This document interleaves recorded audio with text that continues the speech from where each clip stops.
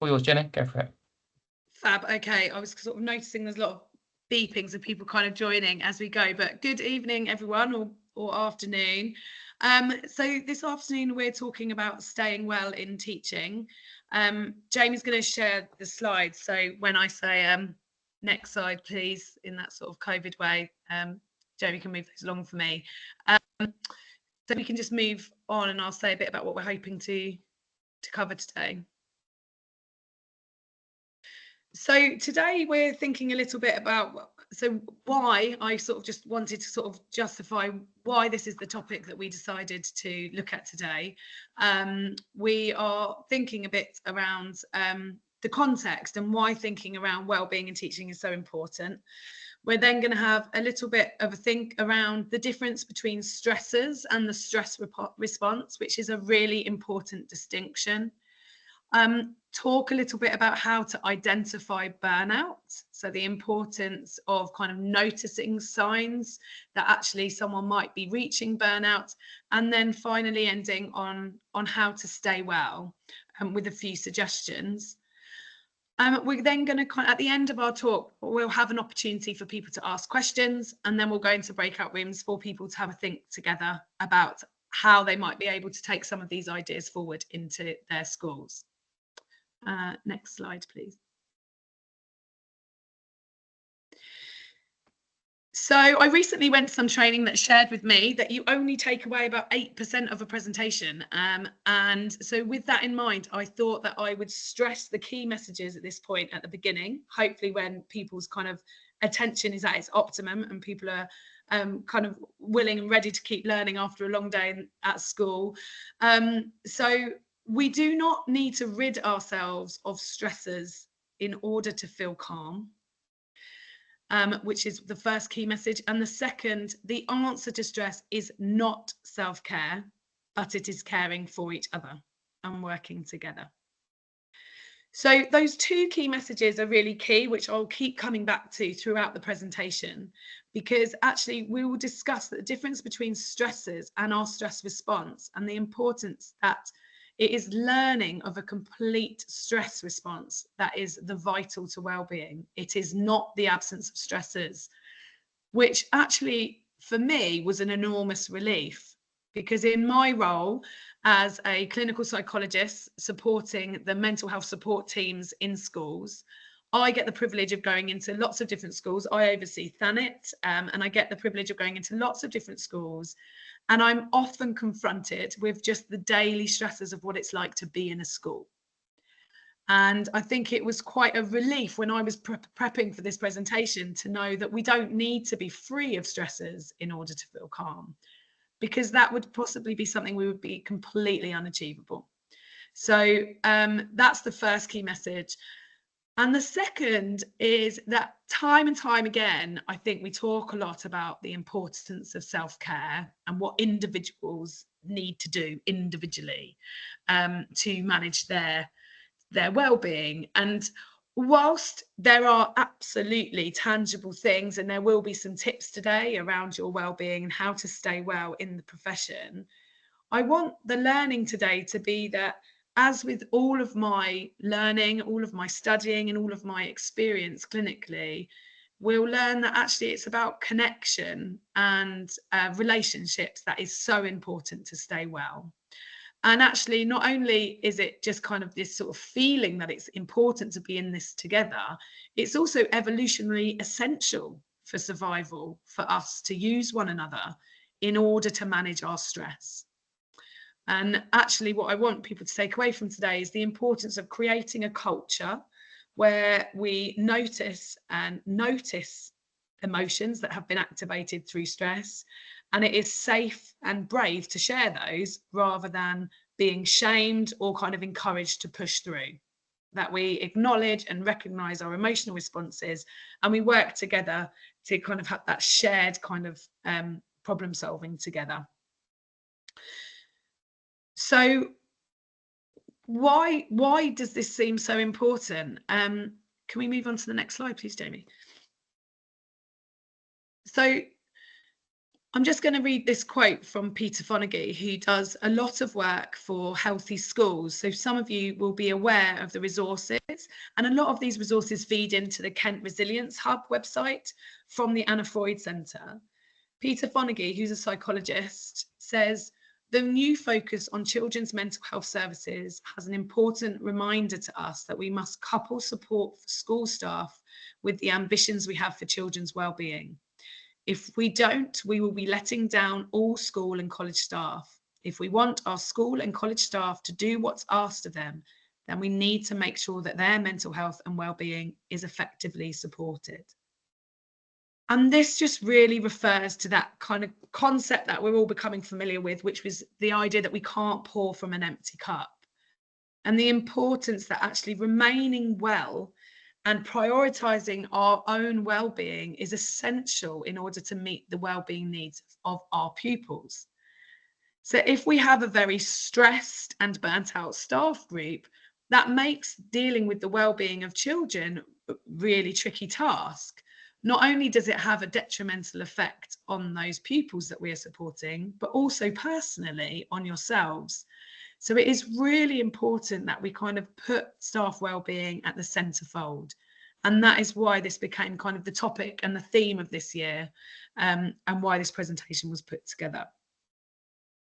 If we can go to the next slide, please.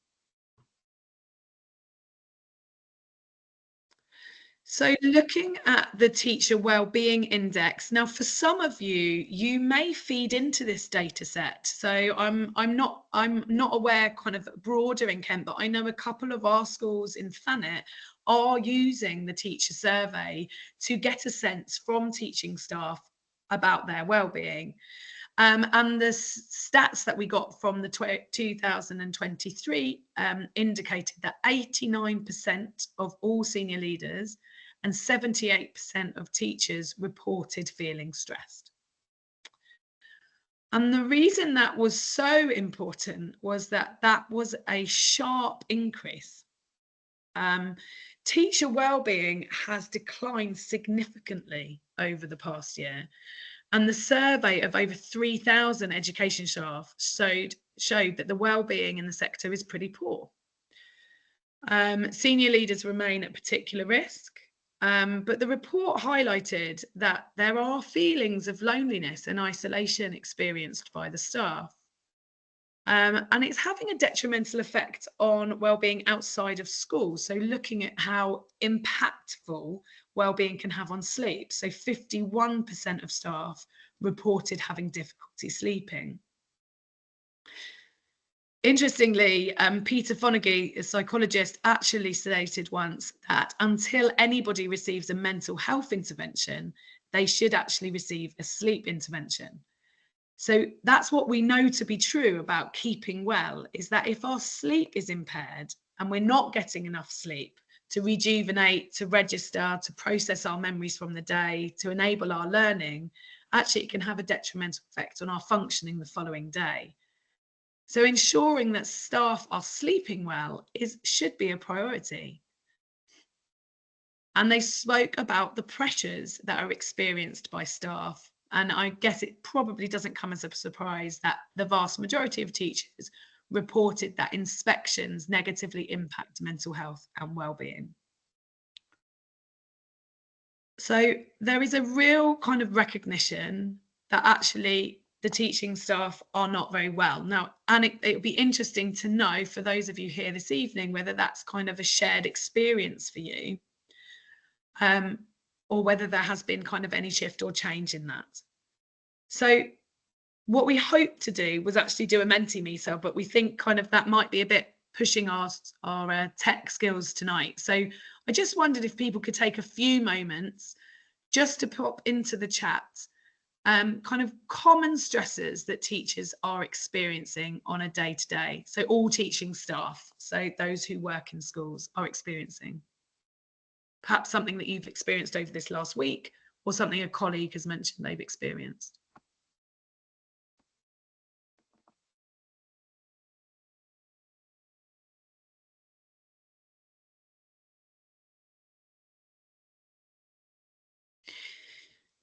Interesting. So recognition about kind of some of the demands that may come from parents, talking about managing behavior.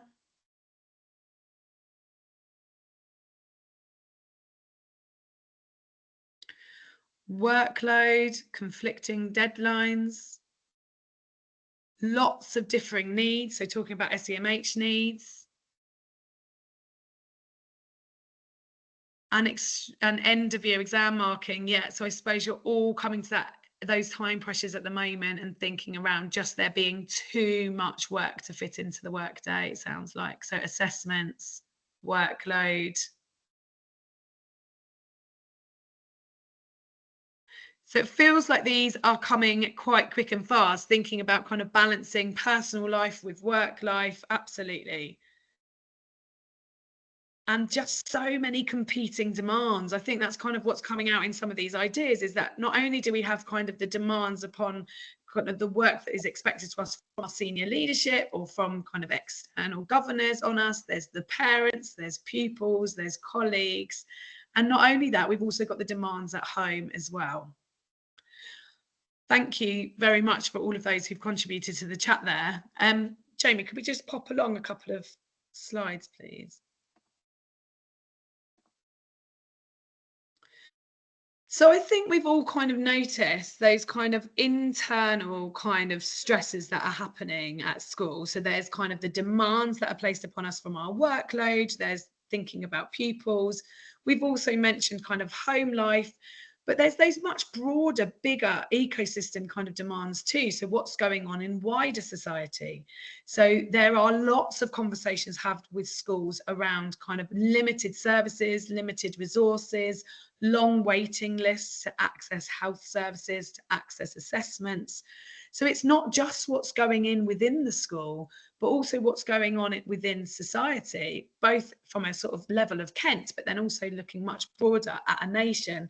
So it's not only what's happening kind of in that small sector, it's about what's happening outside. And obviously we've just had the election on Thursday, so there'll be changes still to policy, to the way things are managed. So all of these demands are stressors, and multiple stresses that people are experiencing on a day-to-day basis. So just going to have a look now at the difference between a stressor and stress. So if we can move on to the next slide. So when we're thinking about stresses, we're talking about kind of those things that are outside of our control. They are things that are placed upon us. And actually they invite and ignite a stress response. So they ignite this stress, is the hormonal response to perceived threat or danger.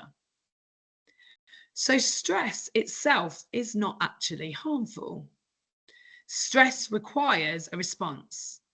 So it's not that the stressor is bad, but the stressor is letting our body know that we need to do something. Something is happening which requires action. So stress is not, a stressor is not harmful, but its impact upon our response, so that stress response, can be harmful if it's left unmanaged. But actually not all stressors are harmful.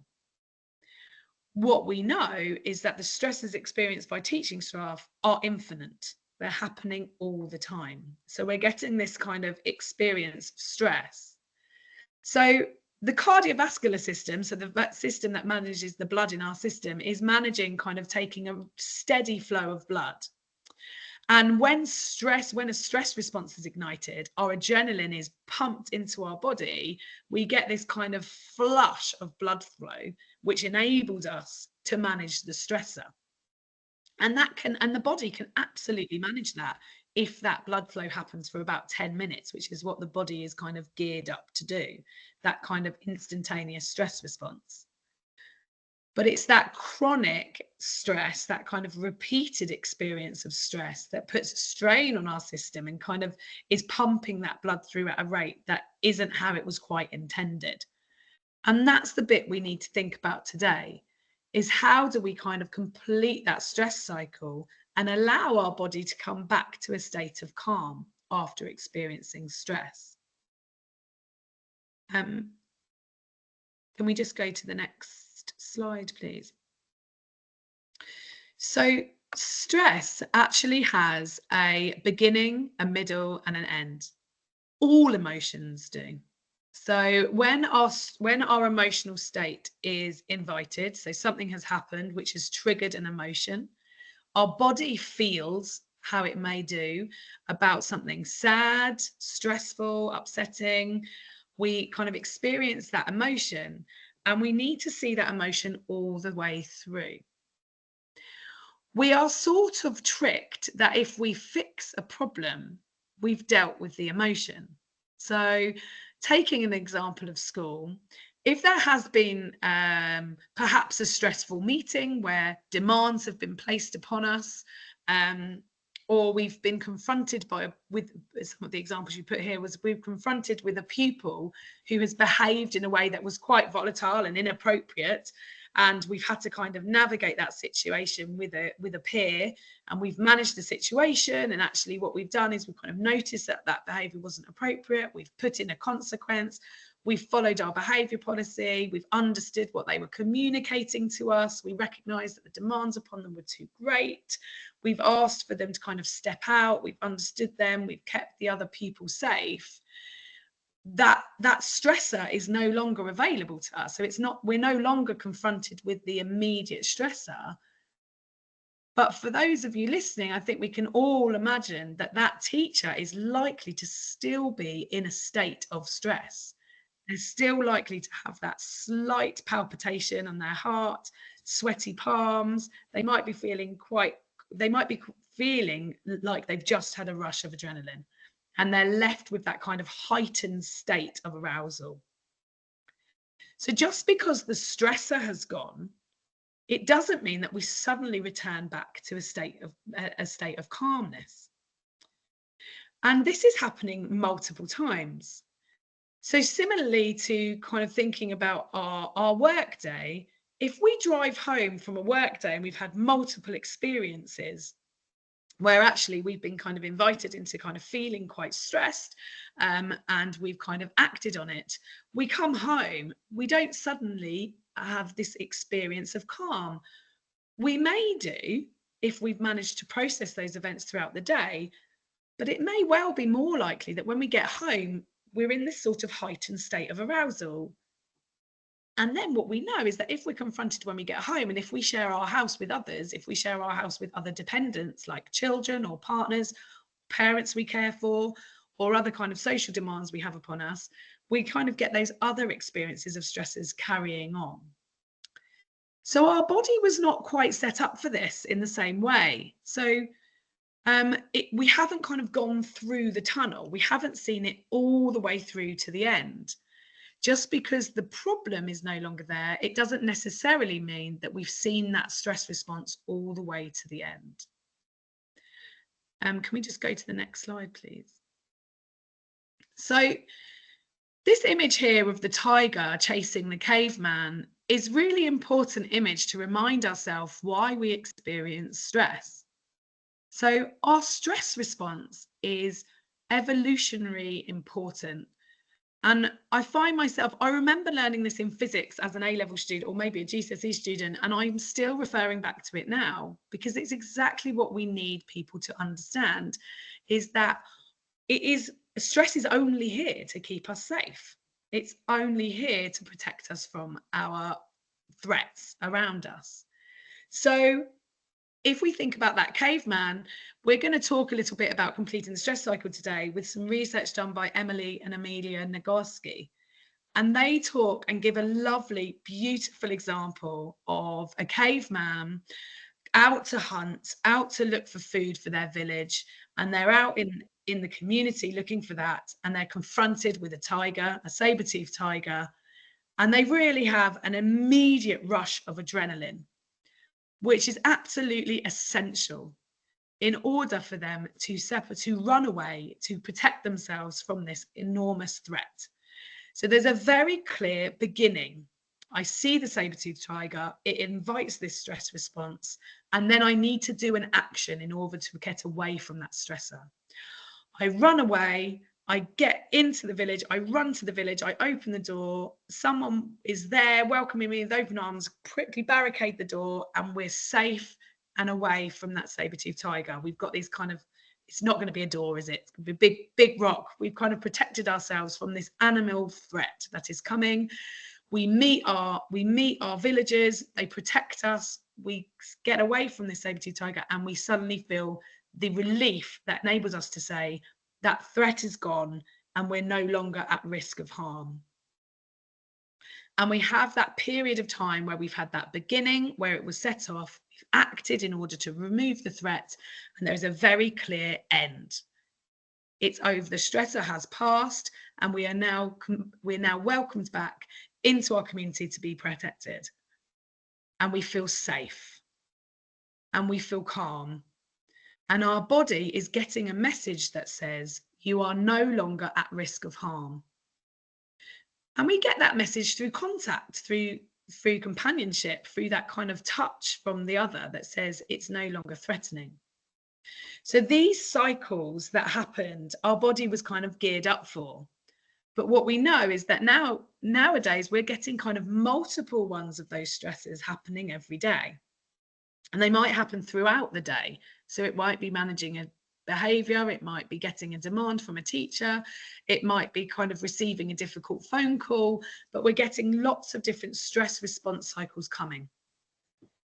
And what their research suggested to us, and one of their one is actually a musical conductor and one is a sexual therapist, what they noticed was that actually the way in which we complete our stress cycle is really important to give our bodies the experience of coming from the beginning, middle, and end.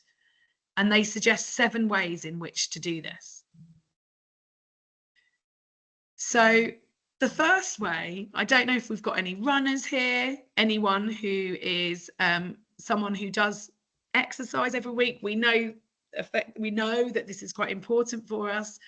But for those who are runners, I personally am not a runner, but for those of you who are runners, that's the most effective and quickest way to manage, because it's actually giving our body the correct level of blood flow that kind of puts our body back into that kind of primitive state of moving blood flow through the body, and helps the body kind of get a cue that actually the stress is over. So it kind of pumps the body, thrill of adrenaline, and actually we can get to this state where we kind of feel that we are safe.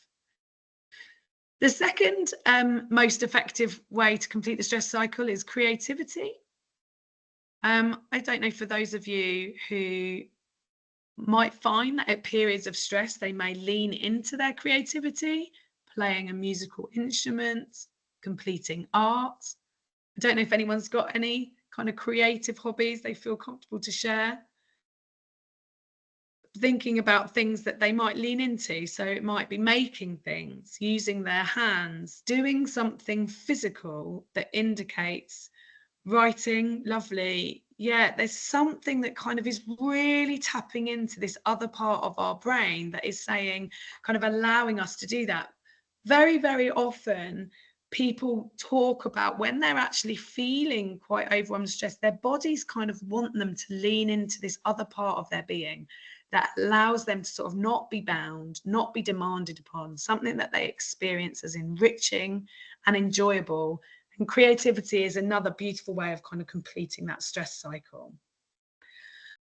Interestingly, if we think about kind of musicians and people who have written beautiful pieces of music or songs, you know, very often they've come at points in life that have been very challenging or very stressful.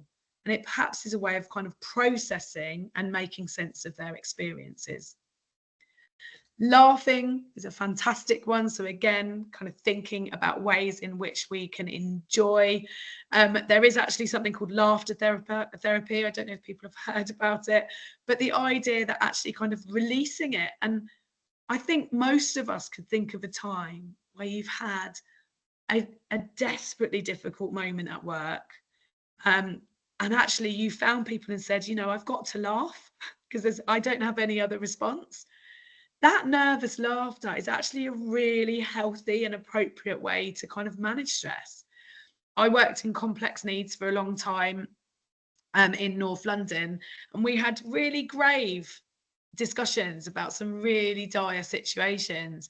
And a couple of our members of the team would just always bring the laughter and always bring the joy, and it's just what the team needed.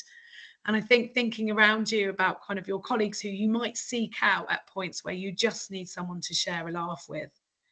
It may well be about the particular incident that's happened, but it might also be about something unrelated, but it allows the body to just come through that stress response and come out the other end. So just remembering to get through that tunnel, to go from the beginning, middle, and end. So crying is a really interesting one, because I think as a nation, we have got a relationship to expressing emotion that differs from other cultures. So I'm a British person. I've grown up in this country, and I certainly have memories of hearing adults say things like, "Well, crying doesn't solve the problem." I don't know if other people have shared that experience, but we do sort of hear that kind of, there's no use in crying. We've got to toughen up. And actually, it's really interesting because there is a use for crying. It is a physiologically important thing for our bodies to do. Our bodies do need to express and feel emotion. And actually, there can be those experiences of kind of coming to the end of a particularly stressful time or experience, where crying can help give our body that cue that says it's over. It's done. We've come to the end. I think crying is so important culturally. And when I studied to do my doctorate, we learned about lots of different cultures. And there is a particular culture where grieving is an extremely public event, where wailing in public is something that is entirely acceptable and expected when someone loses a loved one. And it's a very public event that happens, and people are kind of very willing. I believe if someone was wailing in the supermarket in Tesco's, in somewhere in Kent, I think people would think they're quite mad. Maybe they're unwell. Maybe we need to refer them to services. This isn't really appropriate. Something's up. So it's really important that we hold in mind kind of our cultural expectations on expressing emotion, because we are bound by kind of the rules that we set up within our culture about what is expected around expressing emotion. But actually, it has been found to be a really important part of completing the stress cycle. But crying with another. So crying alongside someone who can be with you in that moment and kind of hear the distress and the hardship and how hard things have been. Which leads really nicely into physical affection. There is enormous amounts of research. Now, not everybody enjoys touch. I think it's really important to say that the ways in which to complete the stress cycle will not always be available to you, and they might not always suit you.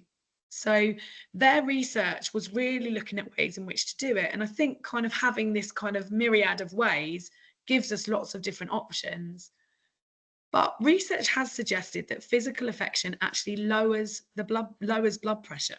There's been some really interesting research in going into care homes and working with people who have been lonely. So often with the elderly who live alone, actually having a befriending service or touching another human being has a profound impact on lowering blood pressure, which is really important. It's not insignificant to notice that physical touch can do that.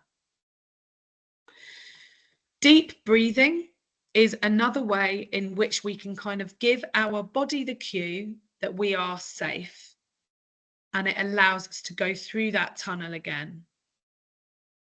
So I think I won't do an exercise with you now. It's quite unusual to sort of do this to this kind of screen without people kind of participating, but I suppose it's really important to just name that many people do very shallow breathing in a more active kind of active way of kind of getting ready to move body. But when our adrenaline has been pumped through our body in response to stress, actually we really need to slow the system down, take some really important diaphragmatic breaths, so taking the breath all the way to the belly, to enable that blood flow to just regulate itself again, which again gives the body a cue: we are through the stress cycle, it is over. And the second thing to do is to ensure that we are having rest. So the importance of rest. In very hectic life, it's really hard to prioritize having rest. And actually, there is a book called Rest, which is really talking about how when we are, and we'll talk about as we go forward, when we are close to burnout, actually rest is one of the things that typically goes. I see it in colleagues. I can definitely recognize it in myself, that when we're feeling pressured, what we tend to do is we tend to stop resting and we tend to work more, work longer, in an attempt to try and relieve ourselves of the pressures. And actually, that's not helping us complete our stress cycles. It's not giving our body the cue that we are safe. So if you're interested in these stress cycles, I really recommend listening. I've got some podcasts at the end, but listening to the work of Emily and Amelia Negwarski, but really holding in mind the importance of what we can do to complete the stress cycle. Because if we don't, we can actually have an unhealthy response to stress. Can we just pop onto the next slide, please? So on the top here is an example of a healthy stress response. So we experience stress on account of exposure to something traumatic, something difficult, and we have an increased cortisol. Our bodies are mobilized through action. So we get going, we do something in order to rid ourselves of that stressor, and then we return to resolution and homeostasis. And that is a healthy stress response. So it's not that we don't experience stress, we all do. And actually, and it's about recognizing this pattern. What we need to do is just ensure that we are going that entire way around the cycle. Because unresolved stress, so when we have an incomplete mobilization, so we don't quite overcome, we don't quite process the experience and get through the tunnel, we remain in a high activation of fight and flight response. And actually it can lead to a feeling of kind of helplessness, and the body can sort of, and the body can really collapse, and it can have detrimental effects on us physically. I would be really interested, if I were here, some virtual shows of hands of who experiences holidays. So we're really excited, we're getting to the holidays, we're about to hit summer. Who has had the experience where they have a break from work and instantly experience a cold or flu, or are bedbound and unwell for a period of time?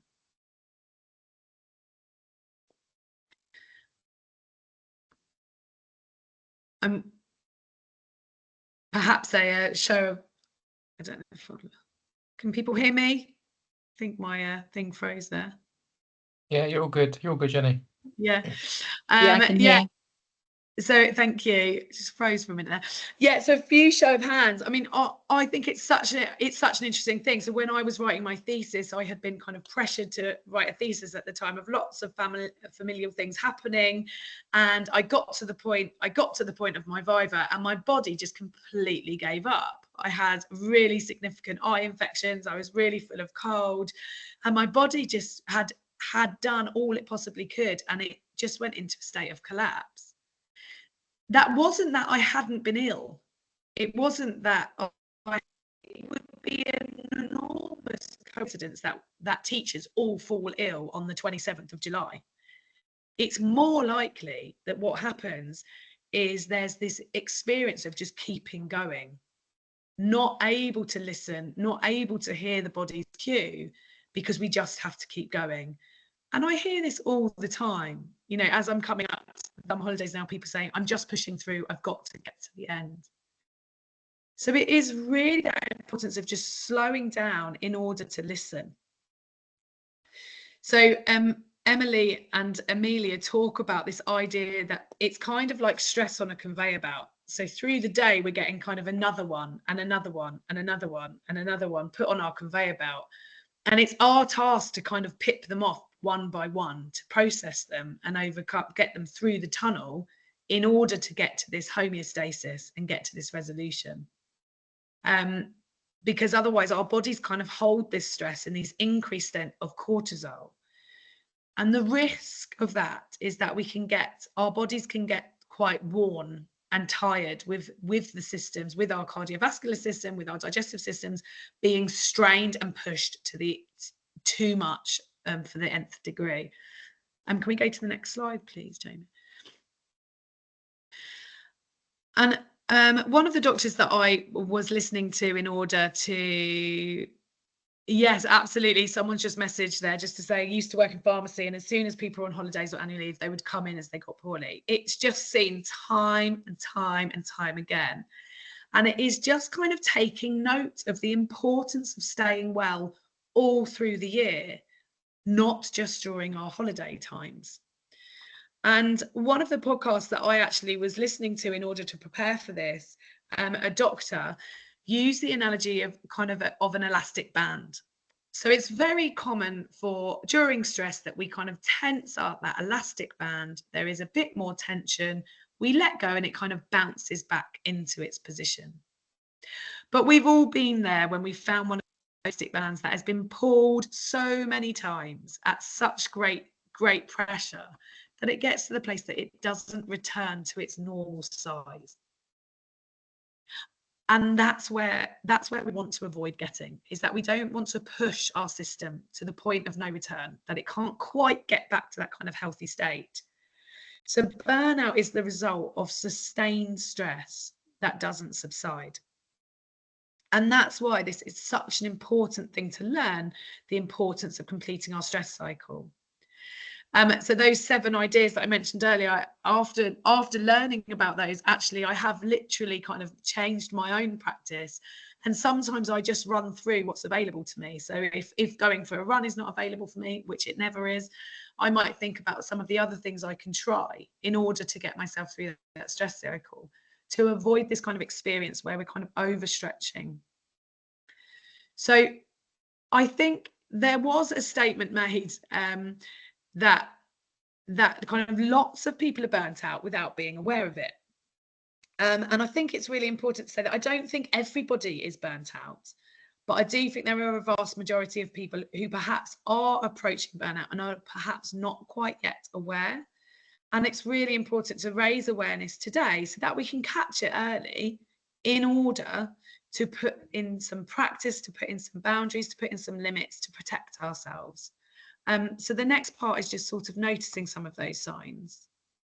If we can just go to the next slide, please. Oh, thank you. So it's based because there's some literature that suggests there are three signs of burnout. There is emotional and physical exhaustion. There's having a detachment from the job, so sort of a sense of unfulfillingness in the role. And then we get to this kind of reduced performance. And what we might see there is kind of a feeling of sort of low self-confidence in the role, getting irritable with self and others, or having an increased apathy. So that kind of interestingly, I think what you can sometimes see is an either or. So there's that either of kind of dropping the ball and not taking pride in work, or then there is this kind of sort of keeping going with something even when needing stress and just not working in a very productive way, which can really affect sense of self-esteem at work and also kind of a sense of success at work, which we really need in order to kind of get up in the morning and get into work. I think detachment from the job is something that I do hear through teaching staff that I meet. So noticing that people might feel cynical about the job and the function. I think it's something that kind of has a rise when people are feeling like we've tried this already, it's not possible, we've been here. not getting enjoyment, feeling like work becomes a slog, and just not kind of enjoying getting going in the morning, that kind of Sunday dread feeling. It's typical and normal that comes from time to time at times of stress. Like for those of you who find this term particularly overwhelming with all the tasks, it's normal for work to feel kind of overwhelming and that there might be bits that are going to be tricky. But if that becomes quite a consistent feeling about going into work, that can be something to really listen to. But this most important bit around signs of burnout is the avoidance of colleagues, and the increased disconnection, especially because of what we've just talked about in terms of the importance of others for survival. So it's really important to remain well, to have connection to people. But actually, it's such a contradiction, because at moments when we're approaching burnout, something people tend to do is withdraw and, not go to the social events, not hang around at lunchtime, not go into the staff room and see colleagues, but keep head down and just get the work done. I think one of the sort of common things that might happen is things like get my marking done in my break so that I can get home earlier, which to manage demands makes sense. But given what we've just heard around the importance of connection with people, actually having a break, having that rest, having connection, having physical affection through conversation, through laughter, through sharing experiences is such an important thing to do in order to connect with colleagues. My very first job in mental health was actually with adults, and I worked just outside of the city in London. And the vast majority of the people that I saw for low mood and stress would come in just saying they have absolutely no time at all to do anything but work. And it was just, there's no time, there's no way I can fit it in. And the first thing I would do with them is prescribe a lunch break. And I would say of those adults, I would say about 80%, that was all they needed. When they came back the following session, they looked different. They were more shoulders down, more relaxed, making eye contact. For those who are able to embed a lunch break, go out for a walk, even if it was just to get away from their desk for 15 minutes, or go for a quick coffee with a colleague, they would come back in like new people and no longer marking all of those indicators for stress. So rest and breaks are so important, but they often are the first thing to fall when someone is approaching burnout. Could we pop to the next slide, please, Jamie? So social isolation, I'm sure it may well be known to some of you, but fascinating research. There's the longest Harvard study on happiness, which is a really interesting listen on the Steve Bartlett podcast, if anyone's interested in podcasts. But the number one impact upon life expectancy was loneliness, which is fascinating. It has more of an impact than smoking. So it's really important for meaningful relationships. They weren't talking about marriage or romantic relationships. It was having a meaningful relationship is linked to living a fulfilling and happy life. And therefore, the absence of social connection is significantly detrimental upon the health of an individual. And being lonely, I thought this was really fascinating, but being lonely triggers a threat response.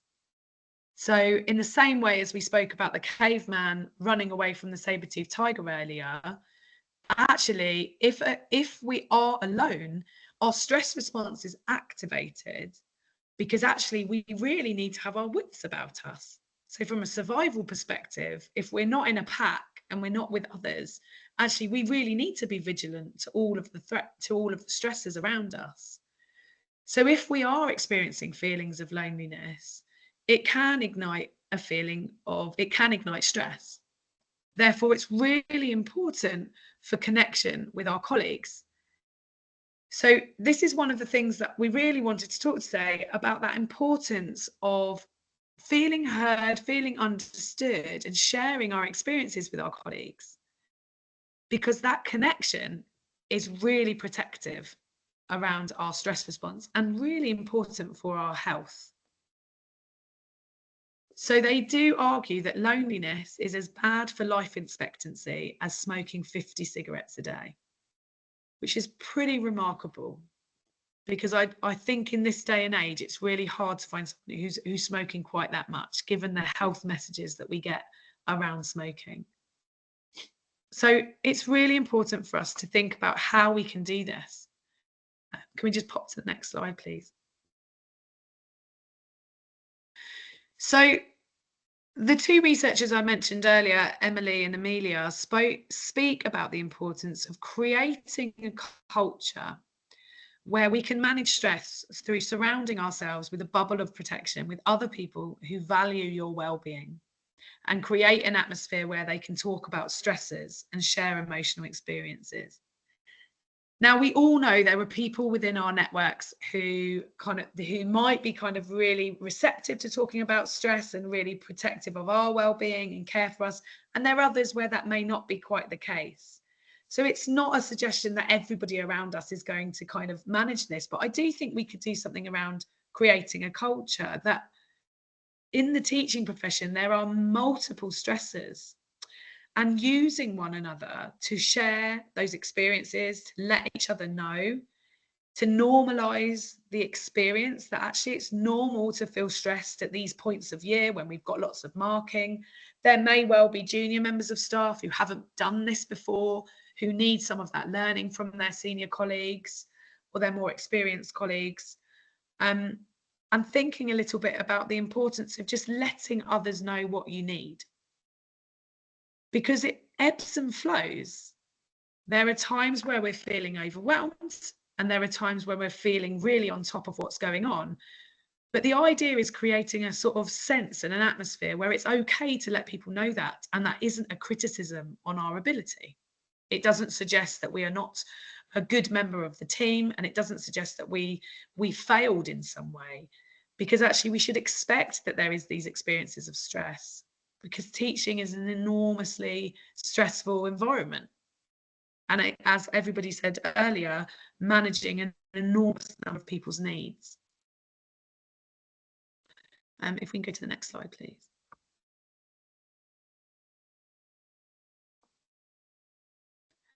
So it's really important to think about that intentional connectivity. So thinking about how we can do that with one another, which might be a nice thing for you all to think about in the breakout rooms, is how do we do that? How do we connect with our colleagues in busy environments? How do we support one another in our school community? And that actually it's likely that if we've experienced stress in a situation, there may well be others who have too. And how do we work together to validate and normalise and reassure one another that we're not different or weird to experience emotions? Our emotions are there for our survival, they're functional. Everything that happens in our body is there for a reason. It's giving us a cue, it's giving us a hint, it's letting us know that something needs to be responded to. And it's really important that we listen, and that we are in a state where it's okay to listen to what our bodies are letting us know. I think it's really interesting as well about kind of culture and how we do things in different cultures. You know, varies massively. You know, in America, I think they get about 15 days annual leave a year, whereas here we're a little better than that, but yet perhaps we're not quite over in that scaddy way. One of my family lives abroad. They live in Switzerland, and I know that everybody in their culture is given a 2-hour lunch break, kind of promoting that idea of physical activity during lunch, as there's a recognition that that kind of improves productivity. And this idea of fika, I don't know if I'm saying that correct, but the idea of spending time with colleagues, I believe it's Swedish, I could be wrong. The idea of kind of intentional break and an intentional coffee. And there are kind of rules around fika, which is this idea that we don't talk about work. It's just intentional time with another. And thinking about maybe how we might kind of build that sense of team and cohesion through spending time with colleagues. I think after COVID, that was really hit. I think we're still kind of coming back to that kind of connection. the idea that we just spend time with people for the sake of it. I know that there's been an enormous move for companies to return to the office, and that's not necessarily about productivity. It's about happiness and enjoyment. It's not just about being kind of just getting the work done. It's also about what else.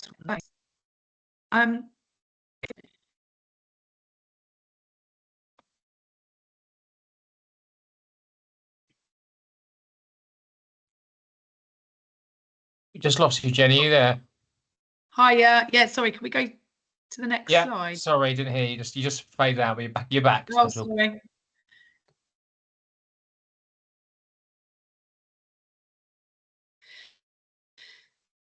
So I put some slides in here to think a little bit about some self-care. I guess I was hoping, I really do want to promote this idea of kind of working with your colleagues and connectedness with your colleagues, but there is also something really important about what you can do in order to protect your well-being. And I actually did a talk to an organisation at the very beginning of COVID, and someone on that talk actually tweeted something that they remembered from that talk, you know, sort of 5 years on now, 4 or 5 years on now. And I thought that was such an important thing to do. So for those of you, some of you may have accessed CBT before, you might be aware, but the treatment for low mood is having a balance of these 3 activities which are on in this pie chart here, which is around doing activities for achievement, doing activities for enjoyment, and doing activities that bring us close to others. And it's such an important kind of pie chart to notice that we need to be doing all of those things. We need a balance of these activities in order to remain well and to remain happy. And it's very often that at times when we're feeling stressed or overwhelmed, we've had multiple experiences of stressors, one of those things typically drops off. So it might be that we stop getting sort of those chores and tasks done at home, the house is getting a bit messier, or we kind of stop going for hobbies, we stop going out to see friends. And it's just kind of inviting you to look at your pie chart and think about, am I getting that balance? It's so important to set limits and to set boundaries. And it's so important to feed back. I totally hear the demands placed upon you, and I share as a public services also, as part of the NHS, we're really asked, we're pulled a lot, we get an enormous number of demands upon us. But it is really important for feedback at times to kind of notice our limits and say, look, I can't quite manage that to that timescale at this point. What is the priority? And it may well be that at those moments we use our colleagues to think together about how we can manage the multiple demands. I mentioned at the beginning the importance of sleep, so prioritizing sleep and those breaks. So just thinking about a few things that you can do just around your self-care, which I said I probably wasn't going to do. If we can go to the next slide, please, Jamie. So I'm aware that we can't get this Mentimeter going, but perhaps one for the breakout rooms is just an opportunity to think about what you might take away from this afternoon, what you might put into your schools, what you think you're doing well, what you might be able to work on with what we're talking about today. And then I think I'll just remind you of the 2 key messages before we finish. So just to remind us today, circle back to the beginning, just to remind you that we do not need to rid ourselves of stressors in order to feel calm. And the answer to stress is not self-care, but about how we care for one another. So, and I'm happy for any questions if anyone wants to comment or reflect on what they've heard.